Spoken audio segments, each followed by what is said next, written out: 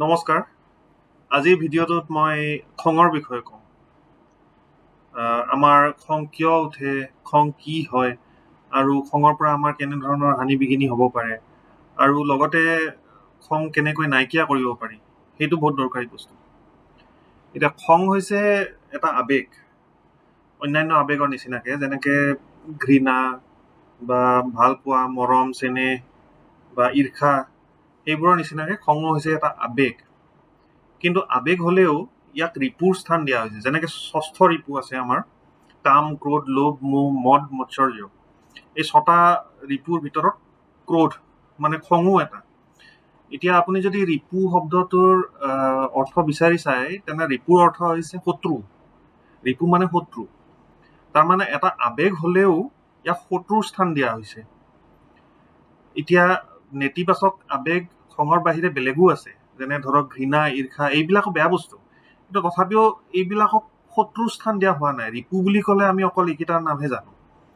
গতিকে খংটো খুবেই বেয়া বস্তু, আৰু খঙৰ পৰা বাচি থাকিব লাগে। সেইকাৰণে আমাৰ কোৱা হয় নহয় যে খং নামেই চাণ্ডাল। গতিকে খঙৰ পৰা বাচি থাকিব লাগে। কিন্তু প্ৰথম কথা হৈছে, আমাৰ খং উঠে কিয়? আমাৰ মনত যিকোনো আৱেগ আহে কিবা এটা ঘটনা বা কিবা এটা চিন্তা বা কিবা এটা কথাৰ প্ৰতিক্ৰিয়া হিচাপেহে আমাৰ মনলৈ কিছুমান আৱেগ আহে।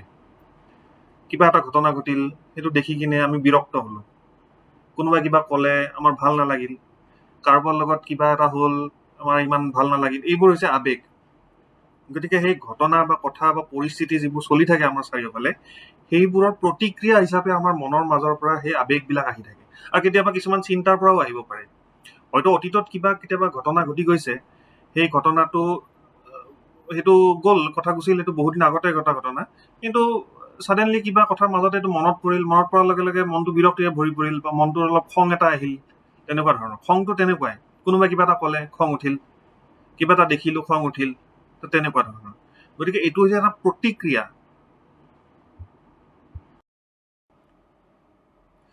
আচ্ছা, ইয়াৰ পৰা আগবঢ়াৰ আগতে মই এটা কথা কৈ ল'ব খুজিছো, মানে আজিৰ ভিডিঅ'টোত মই খঙৰ বিষয়ে কেলেই ক'বলৈ বিচাৰিছো, বা খং ছাবজেক্টটো কিয় বাছি ল'লো।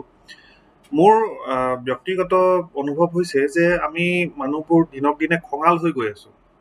হয়, এইটো মোৰ ব্যক্তিগত মতামতহে দেই, সকলোৱে ইয়াৰ লগত একমত নহ'বও পাৰে, মই নাজানো। কিন্তু মোৰ মানে অপিনিয়ন হৈছে কি, যে আমি দিনক দিনে খঙাল হৈ গৈ আছো। মানে নিউজ চেনেলটো খুলিলে বা বাতৰি কাকত দেখে বা ছ'চিয়েল মিডিয়াতে হওক, আমি অনবৰতে হত্যা, হিংসা, ধৰ্ষণ এইবোৰেই শুনি থাকো, অনবৰতে। ঠিক আছে, নিউজ পেপাৰত বা নিউজ চেনেলত দিয়া কথাবিলাক বাদেই দিলো। আমি যদি ৰাস্তাই ঘাটে ওলাই যাওঁ, চব্জি মাৰ্কেটত বা ক'ৰবাত, চবতে মানে ইখন কাজিয়া, সিখন কাজিয়া, সিখন কাজিয়া, এনেকুৱা ধৰণৰ। মানে এজনে আনজনক যেন আমি কিবা মানে সহ্য কৰিব নোৱাৰা হৈছো, আমাৰ যেন সহিষ্ণুতা কমি গৈছে, এজনে আনজনক যেন মানে টলাৰেট কৰিব নোৱাৰা হৈছো, সকলো মানুহ যেন কিবা খঙত আছে, তেনেকুৱা ধৰণৰ অনুভৱ এটা হ'বলৈ ধৰিছে। হয়তো অনুভৱটো মিছাও হ'ব পাৰে, মই নাজানো। কিন্তু হত্যা, হিংসাৰ বাতৰিবিলাকতো মিছা নহয়। ঠিক আছে, বহুতে কয় কি আমাৰ নিউজ চেনেলবিলাকে এই বেয়া খবৰবিলাক বেছিকে স্প্ৰেড কৰে। কথাটো হয়, কিছুমান ভাল ঘটনাও ঘটি আছে, সেইবোৰ দিব লাগে, সেইবোৰ সিমান প্ৰায়ৰিটি নিদিয়ে। হত্যা, হিংসাৰ বাতৰিবিলাক ব্ৰেকিং নিউজ কৰি দি থাকে, সেইটো হয় বাৰু। কিন্তু যিবোৰ নিউজ দিছে সেইবোৰতো মিছা নহয়, হৈছে কাৰণে দিছে। যদি একেবাৰে নহ'লহেঁতেন, হত্যা হিংসা যদি ইমান বেছিকে নহ'লহেঁতেন, তেতিয়াতো তেওঁলোকে নিদিলেহেঁতেন। গতিকে মোৰ অনুভৱ হৈছে কি, যে আমি মানুহবিলাক লাহে লাহে কিবা খঙাল হৈ গৈ আছো দিনক দিনে। সহিষ্ণুতা যেন কমি গৈছে এজনে আনজনৰ প্ৰতি, এজনে আনজনক যেন আমি সহ্য কৰিব নোৱাৰা হৈছো। সৰু সৰু কথাতে কিছুমান খং উঠে। আমি এটা সময়ত শুনিছিলো, কোনোবা সৰু বাচ্ছা এটা বোলে ফলৰ দোকানৰ পৰা আপেল এটা চুৰ কৰিলে, তাৰপিছত এই বাচ্ছাটোক মানে মৰিয়াই মাৰিয়ে পেলালে। তো তেনেকুৱা ধৰণৰ খং আমাৰ। মানে ৰাস্তাই ঘাটে, চব্জি বজাৰে, এইবোৰ সৰু সুৰা কাজিয়া পেচাল যিবোৰ হৈ থাকে, সেই কাজিয়া পেচালৰ পৰিণতি কেতিয়াবা হত্যালৈ পায়গৈ। গতিকে এনেস্থলত আমি আমাৰ খং বঢ়া নাই বুলি ক'ব নোৱাৰো, আমাৰ খং বাঢ়িছে, আমি খঙাল হৈ গৈ আছো। আৰু সেইকাৰণে আমি খং বোলা যিটো আৱেগ, সেইটোৰ প্ৰতি অলপ কনচিয়াছ হ'ব লাগে। আৰু সেইবাবে মই আজি খঙৰ টপিকটো বাছি লৈছো। খং হৈছে এটা সাংঘাতিক উগ্ৰ আৱেগ, সাংঘাতিক উগ্ৰ, মানে ইণ্টেনচিটিটো বহুত বেছি। খঙৰ ভমকত মানুহে যি টি কৰি দিব পাৰে। এতিয়া এয়া হৈছে আমাৰ 21st চেঞ্চুৰী, একবিংশ শতিকা। আৰু একবিংশ শতিকাত আমাৰ যিটো ইনফৰমেশ্যন নেটৱৰ্ক সেইটো বহুত শক্তিশালী। ঘৰৰ বাৰান্দাত বহিয়েই মই ঘৰৰ কাষৰ ঘৰত কি ঘটিছে সেয়াও গম পাম, আৰু পৃথিৱীৰ আনটো চুকত আমেৰিকা যুক্তৰাষ্ট্ৰত কি ঘটি আছে সেয়াও গম পাম। এই টিভি আছে, মোবাইল আছে, ইণ্টাৰনেট আছে, আৰু কি লাগে। এই গোটেইবোৰ লগ হৈ মানে অনবৰতে আমালৈ বহুত ইনফৰমেশ্যন, বহুত তথ্য আহি থাকে। মানে মানুহৰ মন মস্তিষ্কই যিমানখিনি তথ্য সংসাধন কৰিব পাৰে, প্ৰচেছ কৰিব পাৰে, তাতকে বহুত বেছি তথ্য আমালৈ আহে।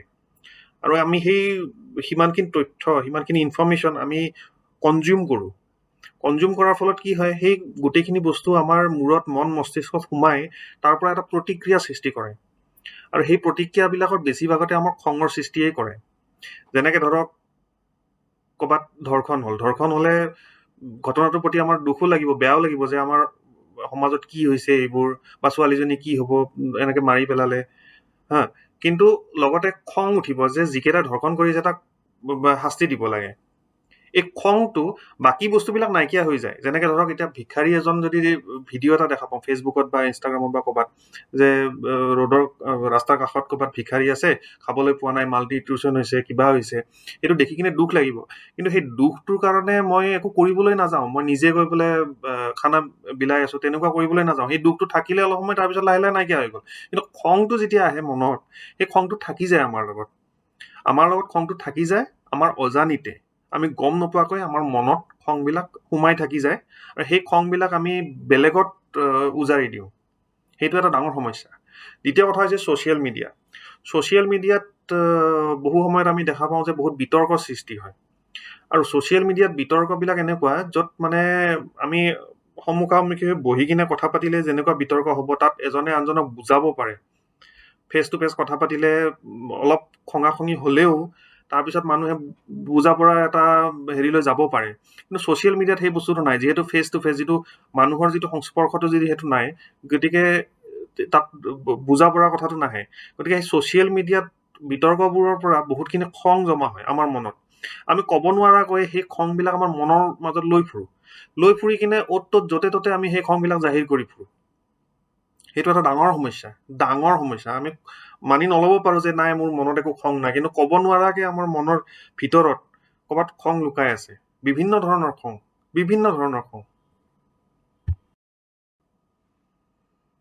আৰু এটা কথা হ'ল কি, আমাৰ পপুলেশ্যন বহুত বাঢ়িছে। পপুলেশ্যন মানে জনসংখ্যা বাঢ়ি যোৱাৰ লগালগ কি হয়, আমাৰ যিবোৰ ৰিচোৰ্চেছ আছে, যিবোৰ মানে সম্পদ আছে, সেই সম্পদবিলাকৰ কাৰণে টনা আজোৰা সৃষ্টি হয়। মানে সম্পদবিলাক কমি যায়, আৰু সকলো ঠাইতে খালি প্ৰতিযোগিতা আহি পৰে। আৰু প্ৰতিযোগিতা মানে ইমানে টান প্ৰতিযোগিতা সৃষ্টি হয়, য'ত মানুহে তিষ্ঠি থাকিব নোৱাৰা অৱস্থা এটা হয়গৈ। সকলো বস্তু, যেনেকে শিক্ষা, স্বাস্থ্য, বা আপোনাৰ এই আমাৰ অত্যাৱশ্যকীয় সামগ্ৰী, অন্যান্য যিকোনো বস্তুতে মানে টনাটনিৰ সৃষ্টি হয়। এই টনাটনিৰ সৃষ্টি হোৱাৰ ফলত এই যিটো এটা কম্পিটিশ্যন, বা এই কম্পিটিশ্যনটো আমাৰ এটা ষ্ট্ৰেছৰ সৃষ্টি কৰে। আমাৰ সেই ষ্ট্ৰেছবিলাকৰ পৰা আমাৰ মানে কিছুমান এটা খং বা এটা অসন্তুষ্টি এটা সৃষ্টি হয়। সেই অসন্তুষ্টিটো আমাৰ মনত থাকি যায়। গতিকে সেই বস্তুবিলাকৰো কিছুমান কণ্ট্ৰিবিউশ্যন আছে আমাৰ খং বঢ়োৱাত। অকল ছ'চিয়েল মিডিয়া বা ইনফৰমেশ্যন নেটৱৰ্ক বা এইবোৰ টিভি মোবাইল এইবোৰেই নহয়, সেইবোৰো আছে, যিটো আমি নুই কৰিব নোৱাৰোঁ। সেইটো এতিয়া জনসংখ্যাটো বাঢ়িয়ে গৈ থাকিব, জনসংখ্যা নকমে। গতিকে সেইটো এটা মানে এনেকুৱা এটা কাৰণ যিটো আমি ইমান সহজে নাইকিয়া কৰিব নোৱাৰোঁ।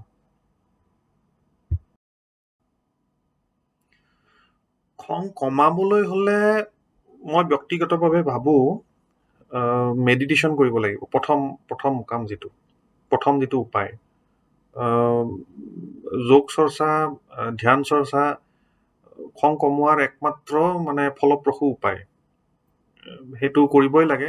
আচলতে আমাৰ এটা দিন ৱৰ্ল্ড য়োগা ডে হিচাপে আমি হেৰি কৰোঁ, কিন্তু আচলতে যোগ চৰ্চা, ধ্যান চৰ্চা আচলতে সকলোৱে নিজে কৰিব লাগে। এইটো আমাৰ এটা দৈনন্দিন জীৱনৰ অংগ হোৱাটো উচিত। আৰু বিশেষকৈ ধ্যান চৰ্চা, যোগ চৰ্চা বহুতে কৰে, কিন্তু মেডিটেশ্যন বা ধ্যান চৰ্চা কৰা মানুহৰ সংখ্যা আজিও আমাৰ সমাজত বহুতখিনি কম। কিন্তু খং কমোৱাৰ ই এটা বহুত ফলপ্ৰসূ উপায়, গতিকে ধ্যান চৰ্চা কৰিব লাগে। খং কমোৱাৰ আনটো উপায় হৈছে মানে হয়তো বহুতে এইটো উপায়ৰ লগত সহমত নহ'ব পাৰে। এই উপায়টো হৈছে ছ'চিয়েল মিডিয়া কমকৈ ব্যৱহাৰ কৰাটো। এখন জাৰ্নেল আছে, journal of social and clinical psychology. এইখন এখন বিশ্ববিখ্যাত জাৰ্নেল। সেইখনত লিখিছে যে শাৰীৰিক আৰু মানসিক সুস্বাস্থ্যৰ বাবে প্ৰতিদিনে আধা ঘণ্টাতকৈ বেছি ছ'চিয়েল মিডিয়া ব্যৱহাৰ কৰিব নালাগে। আৰু আমি জানো ছ'চিয়েল মিডিয়া প্লেটফৰ্ম আজিকালি বহুত কিবা কিবি আছে, অকল ফেচবুকেই নহয়, ফেচবুক, ইনষ্টাগ্ৰাম, ইটো সিটো, টিকটক চিকটক আৰু বহুত কিবা কিবি আছে। গতিকে সেই গোটেইবিলাক মিলি আধা ঘণ্টা, গোটেই দিন 24 ঘণ্টাৰ ভিতৰত আধা ঘণ্টা, মাত্ৰ আধা ঘণ্টা। গতিকে আধা ঘণ্টা সময়টো কেনেকৈ পাৰ হৈ যায় আমি গমেই নাপাম। বাৰু যি হওক, আচলতে কথাটো হৈছে কি, ছ'চিয়েল মিডিয়া বহুত বেয়া দিশ থাকিলেও কিছুমান ভাল দিশো আছে। গতিকে ছ'চিয়েল মিডিয়া একেবাৰে ব্যৱহাৰ কৰিব নালাগে বুলি ক'ব নোৱাৰো, বা হয়তো মানে আধা ঘণ্টা আজিৰ পৰাই কৰিব লাগে বুলিও ধৰি দিব নোৱাৰি। এইটো এটা অভ্যাসৰ কথা। লাহে লাহে অভ্যাস কৰি কমাই আনি এটা সময়ত হয়তো দিনটোত আধা ঘণ্টাকৈ ব্যৱহাৰ কৰিব পৰা অৱস্থালৈ আহি যাব পাৰি, মই ভাবো।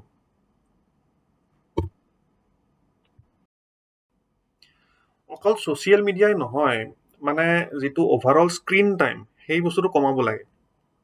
স্ক্ৰীন টাইম মানে হৈছে স্ক্ৰীনৰ আগত, স্ক্ৰীনৰ সন্মুখত বহি কটোৱা সময়খিনি স্ক্ৰীন টাইম বুলি। স্ক্ৰীন যিকোনো হ'ব পাৰে, লেপটপো হ'ব পাৰে, মোবাইলে, টিভি বা টেবলেট যি আছে গোটেইখিনি লগ হৈ স্ক্ৰীন টাইম। আমি টিভিত বাতৰি চাই থকা সময়খিনিও স্ক্ৰীন টাইমৰ ভিতৰতে পৰে। আমি হয়তো মোবাইলত ছ'চিয়েল মিডিয়া কৰা নাই, কিন্তু বেলেগ কিবা ৱেব ছিৰিজ চাই আছো, নেটফ্লিক্সত কিবা চাই আছো, সেইটো স্ক্ৰীন টাইমৰ ভিতৰতে পৰে। গতিকে এই স্ক্ৰীন টাইমটো কমাব লাগে। তাৰে একো হিচাপ ক'তো তেনেকুৱা জাৰ্নেলত প্ৰকাশ হোৱা নাই মই জনাত, কিন্তু স্ক্ৰীন টাইমটো কমাব লাগে, সেইটো মই ব্যক্তিগতভাৱে ভাবো। ক'বলৈ গ'লে আৰু বহুত উপায় আছে, যেনে ধৰক শৰীৰৰ যত্ন লওক। যেনে আমাৰ আচলতে মন আৰু শৰীৰ এটা আনটোৰ লগত ওতঃপ্ৰোতভাৱে জড়িত, মাইণ্ড আৰু বডি ইণ্টাৰ কানেক্টেড। গতিকে শৰীৰৰ যত্ন ল'লে তাৰ প্ৰভাৱ মনৰ ওপৰতো পৰিব। আপুনি শৰীৰৰ যত্ন লওক, দৈনন্দিনভাৱে ব্যায়াম কৰক, যোগাভ্যাস কৰক, কিবা কিবি খেলা ধূলা কৰক, বা প্ৰকৃতিৰ লগত সময় কটাওক। অলপ নিজৰ পাৰ্কত ফুৰিবলৈ যাওক, খোজ কাঢ়িবলৈ যাওক, গাৰ্ডেনত যাওক, নিজৰ গাৰ্ডেনত, বা নিজে যিটো কাম কৰি ভাল পায়, যেনেকে ছবি অঁকা, কিতাপ পঢ়া, গান গোৱা, এইবোৰ কামত জড়িত হৈ সময় কটাওক। এইবোৰ কামে আপোনাৰ খঙৰ মাত্ৰা হ্ৰাস কৰাত সহায় কৰে। আৰু এটা উপায় আছে, সৰ্বশেষত এই উপায়টো কওঁ। এইটো আচলতে ক'তো মই পঢ়ি শুনি শিকি কোৱা কথা নহয়, এইটো মোৰ নিজৰ ব্যক্তিগত অভিজ্ঞতাৰ পৰা মই কৈছো, যে সকলো বস্তুকে ব্যক্তিগতভাৱে লোৱাটো বন্ধ কৰক। সকলো বস্তুকে ব্যক্তিগতভাৱে নল'ব। কোনোবাই কাৰোবাক কিবা এটা ক'লে, সেইটো দেখি কিনে আপোনাৰ সেই মানুহজনৰ ওপৰত খং উঠিলে, এইটো কেতিয়াও নকৰিব। এতিয়া মানে কিছু দিশৰ পৰা চালে এই কথাটো অলপমান চেলফিছ বা চেল্ফ চেণ্টাৰ্ড এটিটিউড যেনো লাগিব পাৰে, কিন্তু খং কমোৱাৰ কাৰণে ই খুবেই ফলপ্ৰসূ। বাছ, আজিলৈ ইমানে। ধন্যবাদ। চেনেলটো ছাবস্ক্ৰাইব কৰিব আৰু এই ভিডিঅ'টো লাইক আৰু শ্বেয়াৰ কৰিব। ধন্যবাদ।